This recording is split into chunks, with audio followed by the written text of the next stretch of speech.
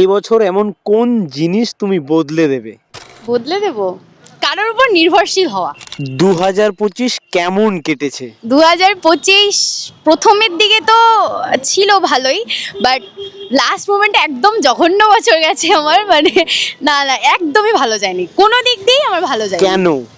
কেন বলতে সব দিক দিয়েই ডাউন। মানে যা যা ভেবেছি যে এই হবে, সেরকম কিছুই হয়নি, সবখানেই গেছে। 2025 তোমাকে কি শিখিয়েছে? 2025 বলতে গেলে ভালোবাসতে শিখেছে। হায় হায়। আমার কাছে ভালোবাসাটা ম্যাটার করে না, আমার কাছে করে যে সহজেই কাউকে ট্রাস্ট করা বা সবার প্রতি মানে আত্মনির্ভরশীল হয়ে যাওয়া, এগুলো থেকে দূরে।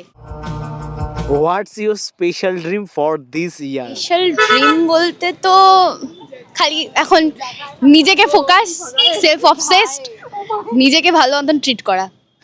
এই ইয়ারে তোমার রিলেশনশিপ স্ট্যাটাস কি থাকবে, সিঙ্গেল না মিঙ্গেল? বলতে গেলে মিঙ্গেলি। স্ট্যাটাস মানে টকিং স্টেজ বা মিঙ্গেলি বলতে পারো। এরকম একটা দ্বিধাগ্রস্ততার মিডিলে কেন? গ্রস্ত মিডিলটা হচ্ছে মানে আর কি 25 থেকে তো যে হ্যাঁ মিঙ্গেল মিঙ্গেল, বাট যেটা ওই টাইমটা গিয়ে যখন লাস্ট মোমেন্টটা আসলো তখন তো সিঙ্গেল। এবার ওটাই এখনো চলছে, এখনো জানি না পরবর্তীতে গিয়ে কি হবে। Bye bye tata good bye.